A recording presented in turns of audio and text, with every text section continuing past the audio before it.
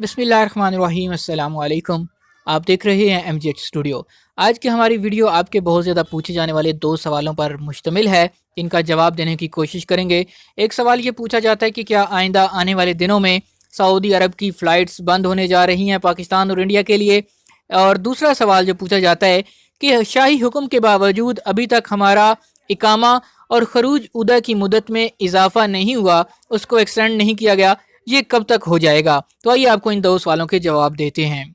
शाही हुक्म के मुताबिक तमाम ऐसे लोग जो सऊदी अरब से छुट्टी पर अपने मुल्क गए थे और कोरोना की वजह से वापस नहीं आ पाए थे, ऐसे लोगों के लिए सऊदी अरब के शाही हुक्म के मुताबिक उनके इकामे और खरूज उदा की मुद्दत में 31 जनवरी 2022 तक मुफ्त तोसी का ऐलान किया गया था। लेकिन याद रहे कि इसमें वो लोग शामिल नहीं थे जो सऊदी अरब से कोरोना वैक्सीन की दोनों खुराकें लगवाकर अपने मुल्क गए थे।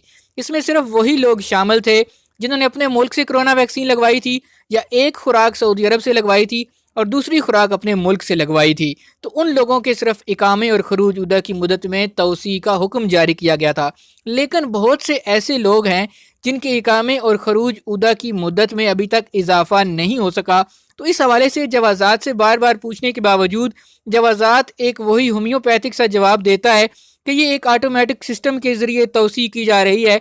जैसे ही आपकी बारी आएगी आपका इकामा और खरूज उदा की मुद्दत में इजाफा कर दिया जाएगा। इस हवाले से मजीद जवाजात की तरफ से कोई भी जवाब नहीं दिया जाता। जैसे जैसे 31 जनवरी 2022 करीब आता जा रहा है, लोगों की परेशानी में इजाफा होता जा रहा है कि अगर आखिरी दिनों के अंदर उनके खरूज उदा और इकामा की मुद्दत में इजाफा हो भी जाता है, 31 जनवरी तक कर भी दिया जाता है, तो वो टिकट कैसे हासिल करेंगे और किस तरह सफ़र करके सऊदी अरब जाएंगे। लेकिन जनाब जवाजात की जानिब से बस यही बताया जा रहा है कि आपकी बारी आने पर आपके खरूज उदा और इकामा की मुद्दत में इजाफा कर दिया जाएगा। आपको किसी भी दफ्तर जाने की ज़रूरत नहीं है, ना ही आपको कोई फीस वगैरह जमा करवाने की ज़रूरत है। अब चलते हैं दूसरे सवाल की तरफ। बहुत से लोग ये पूछते हैं कि क्या सऊदी अरब पाकिस्तान और इंडिया के लिए फ़्लाइटें बंद करेगा।